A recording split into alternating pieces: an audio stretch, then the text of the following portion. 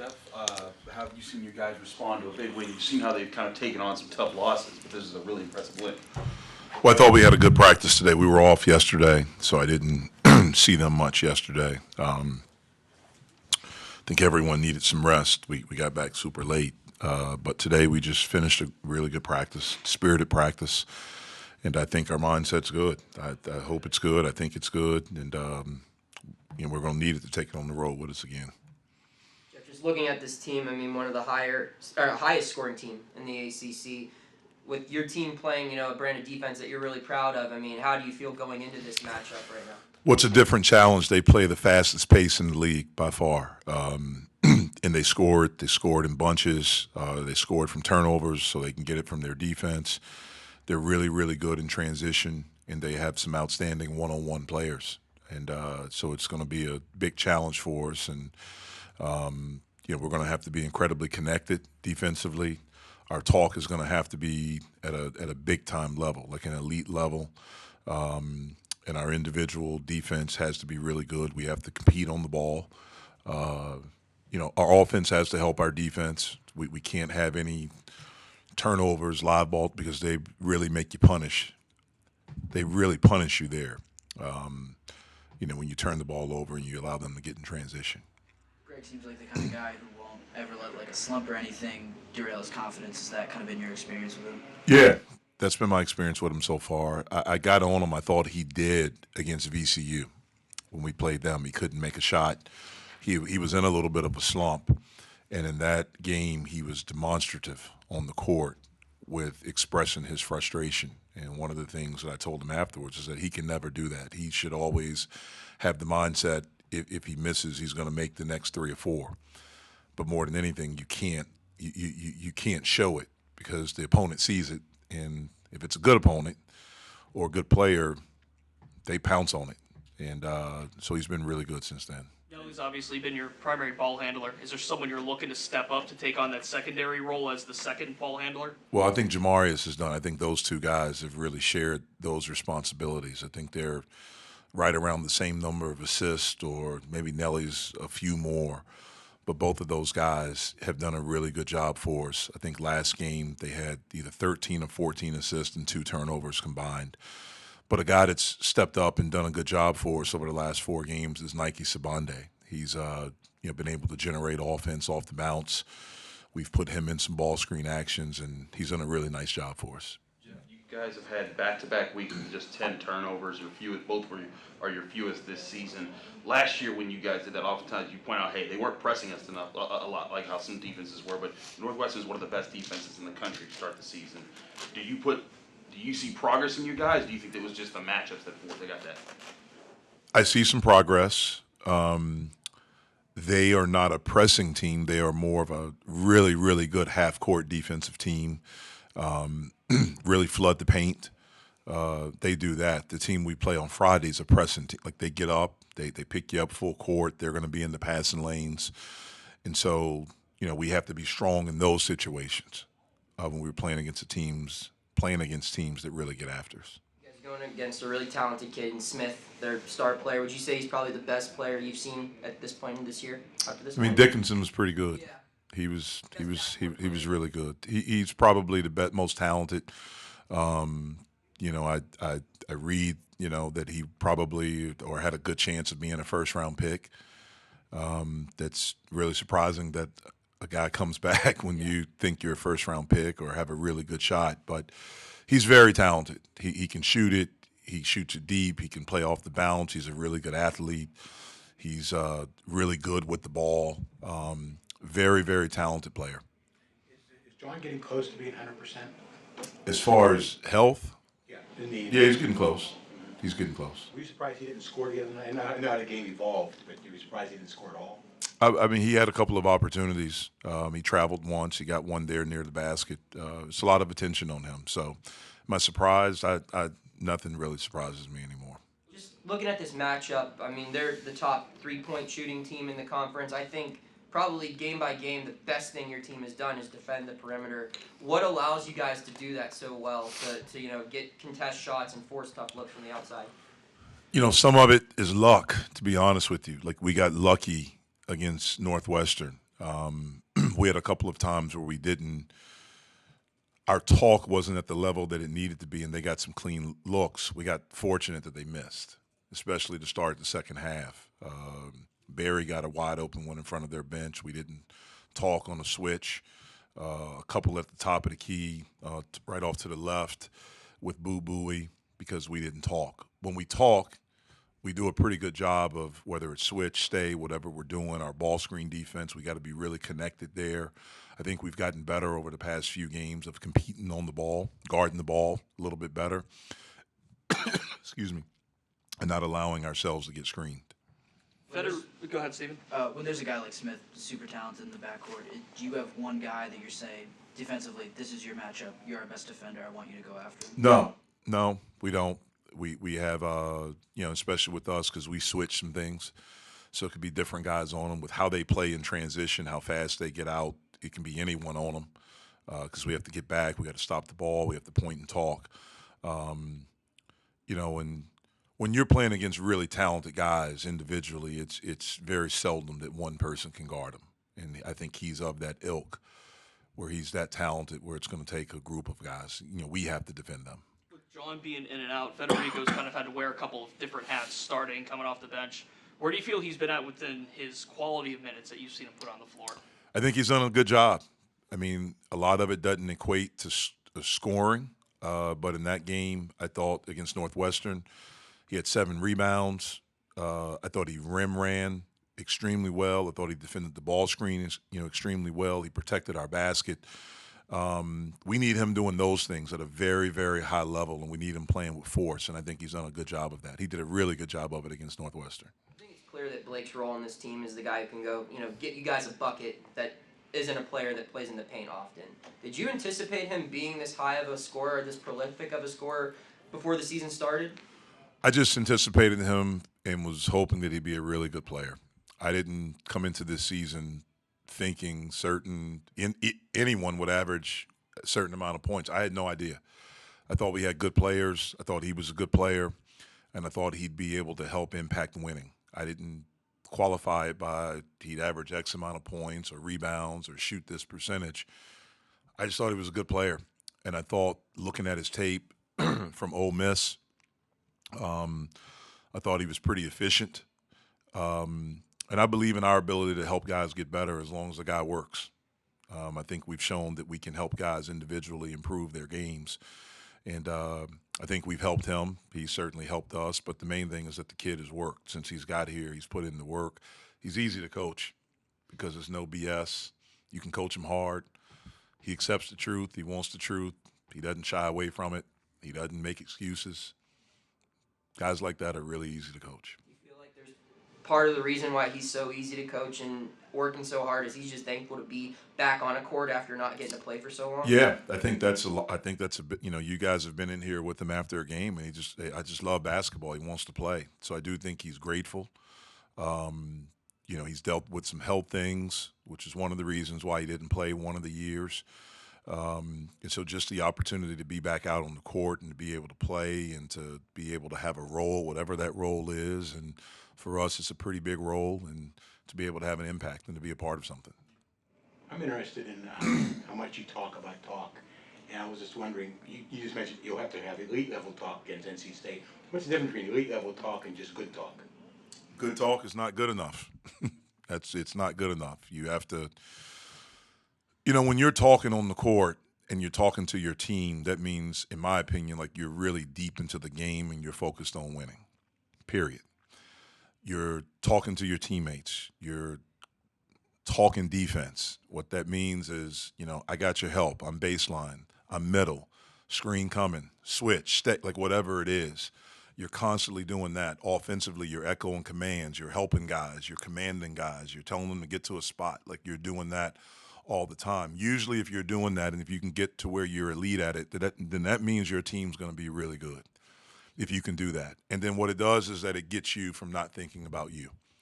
In a team sport, one of the worst things a guy can do, in my opinion, this is just my opinion, one of the worst things a guy can do is get inward, because then you're just worried about you. And when you're that way, you're normally going to be a little bit slower. You're not going to react as quick as you need to be. You're not going to be as instinctive as you need to be. When you're talking, you get outside of your own head. So an example that I use and my college coach used with me when I had to learn this in order to get on the court, you could be out there and it's a 4-minute segment and it could be towards the end of the 4 minutes. You could be tired. If you're talking, then you're not thinking about tired. If you're not talking and you're quiet, you're probably thinking like, man, I'm tired. Man, I hope it's a dead ball here soon. Sometimes you have to trick yourself. And if you're talking and you're constantly consumed with winning and trying to make winning plays, and that's what we're trying to do. And if you can get to an elite level, like I think Virginia is that. That's why their defense year in and year out is so good. It's unbelievably connected. You know, Kansas won the national championship. They're that way. And so that's what we aspire to be. Are there guys on the court that you know when they're on the court, they get other guys to talk more because of their presence, because the way they do it is so infectious? Yeah, Blake is that way. Greg is that way. And we have some other guys, you know, JB is that way. Nike has become that way over the last 4 games. Nelly is learning how to do that at a higher level. And so we have some guys that are trending in that direction that are learning how to do it. It's a lot more than we've had.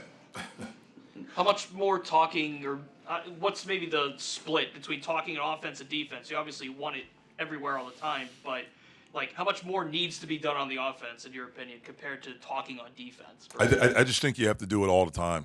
You know, on offense, you got to echo commands. You have to, so everyone knows what we're in. If we call a play, we're at the point of the season right now where when we call a play, unless we put something new in for a specific game, our opponent's going to know the play. We call a play out, you know, Northwestern's calling it. Their players are calling it. Their coaches are yelling to them.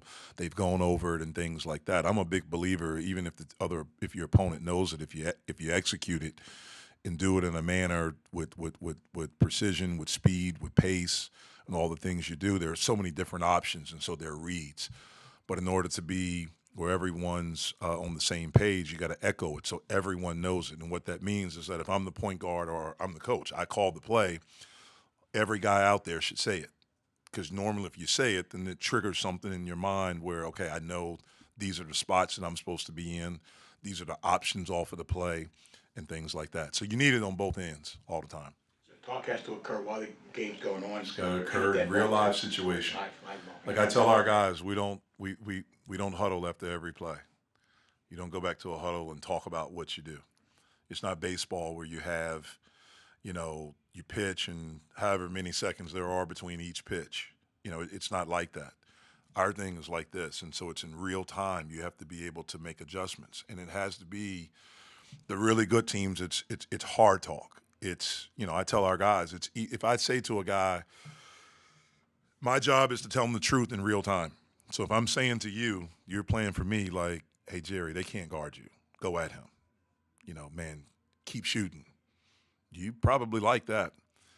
But if I say to you, like, hey, Jerry, man, you're not playing hard enough. Like, this dude's busting your tail. Like, you gotta play harder. You got to get over that screen. That's the truth in that moment. All I'm trying to do is to get you out of it. And so you can't take it personal. And, you know, the really good teams, if you look at championship teams in any sport, that's what they do. If there's a problem, you got to fix the problem right away. And for us, it can't be you go back to a huddle. You got however many seconds between each play. I don't know what it is in football. What is it, 40 seconds? In football between each play where you can go back and you can maybe talk for 15 seconds about something. Ours is like this. You got to go right away. And so you got to be able to do that. You got to be able to criticize. You got to get on someone, encourage someone. If someone's doing something good, you got to tell them that too. On the note of criticism, have you found it harder to be critical on players in this era where they're not staying for 3-4 years and you got a new group every year with kids coming in the portal? Is it harder for you to criticize guys knowing that you don't have the time and, you know, experiences with them where they might not be comfortable communicating like that? The answer to that question is yes. I don't think it has to do with just the transfers, though. I just think it has to do with the nature of people now. I think it's, you know, the way that I was coached, you can't do that anymore. The way that, you know, I coached 5 years ago, you can't do that now. It's just different, and you have to be able to adjust and adapt. Now, you got to tell them the truth. I tell them all the time, I'm going to tell you the truth. So you got to accept, you got to understand it. And one of the great things is that film doesn't lie. So a guy, you can tell him something and he can think it, oh, that's not true. I didn't do that. But then you go back and you watch tape and you see it. And, yeah, you know, you really aren't playing hard. You think you're playing hard. You're not playing hard. You're not in the stands. You didn't slide over for this, thing. You're not talking. Like, you're not doing those things. And so it's a lot of that goes in. But there has had to be an adjustment with how you communicate. But I've noticed that with my kids at home. You know what I mean? Like, how I talk to my youngest, who's 10, is different how I talk to my 15-year-old. And then you got girls, so that's very different, daughters and sons. You told us about the one time, I think it was after the ACC tournament, and Coach K chewed you out and then just left you guys on the bus to ride back, and it was the team that sort of picked you up. It seems like dynamics like that, like you said, they formed who you were as a player. That was your freshman year. But, like, how do you redefine those type of dynamics in today's world? I got chewed out all the time for 4 years. So it was, you had to. Now, I had a high school coach that did the same thing. So I was used to being coached hard. It wasn't always easy, especially when I got to college, because it was at a very, very different level there. But I was and I am grateful for it. I grew up with a father that did the same thing. Like, he was a military guy, he was a coach. I have always sought the truth. I don't ever want anyone to BS me. Anyone. I tell anyone, whether it's recruiting, whether it's relationship, I like to operate in the truth. I don't like to deal with BS. And so you try to recruit guys that can deal with that. I try to be incredibly truthful during the recruiting process. Maybe that's why we haven't gotten some of the guys that we've recruited. They choose elsewhere because not everyone's like that. Someone will tell them what they want to hear. A lot of these young people in my sport, and probably in any other sport, but they hear a lot of untruths. They hear a lot of BS, and I think that messes them up sometimes because they don't. At some point you got to deal with reality. At some point, you have to deal with it, and if you haven't gotten the truth, it can be devastating for you. Speaking of the truth, what's you guys' identity right now as a team? Do you feel like this is you guys have found in your identity, or we're on the path to that journey? We're on the path. We're on the path.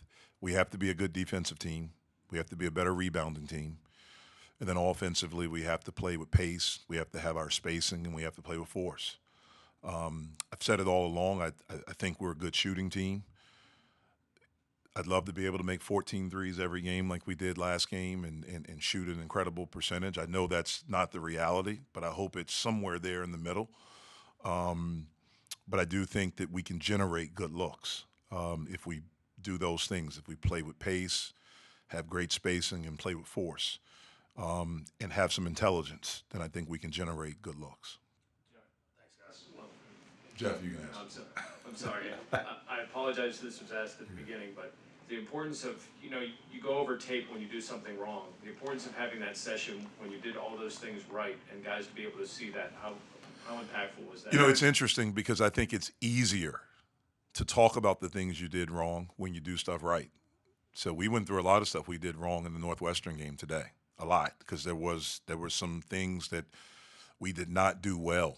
And I did talk about a little bit earlier, but like the big thing was communication. A lot of our mistakes defensively came when we did not command. We didn't call. We were in the middle of, are we switching or are we staying? And they got clean looks. Some they made us pay. Some we got very fortunate. They just missed shots. Especially to start the second half. They got 3 clean looks that they just missed, that if they make them, all of a sudden it could be very, very different. And so we talked about that. I think it's easier to talk about it when there is good, because there was a lot of good that we showed them today. But I think when you have that, and they know that we played well and you had a big win, you can talk about those other things even more during those times.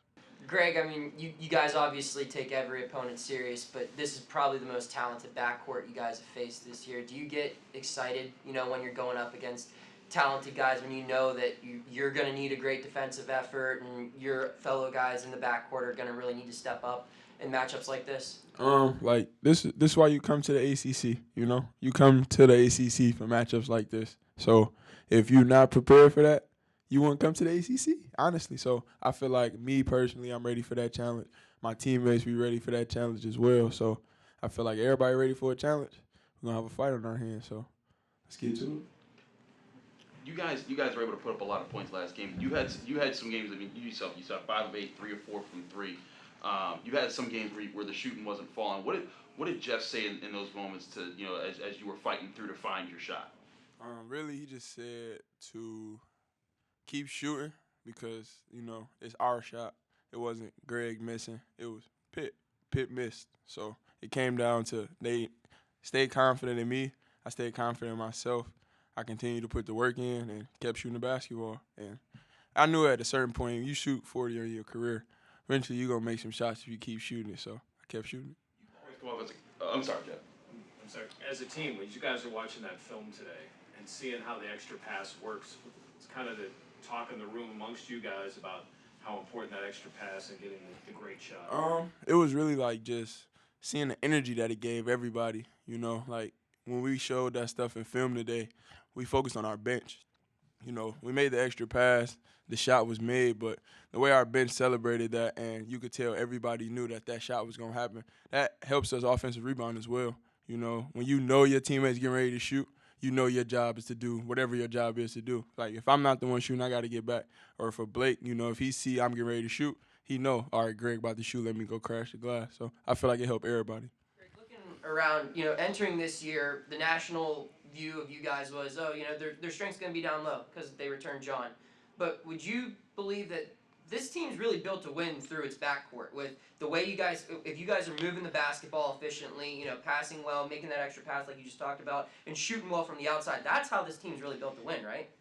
I would say we get all our open shots based off John, honestly. John rolling to the basket hard.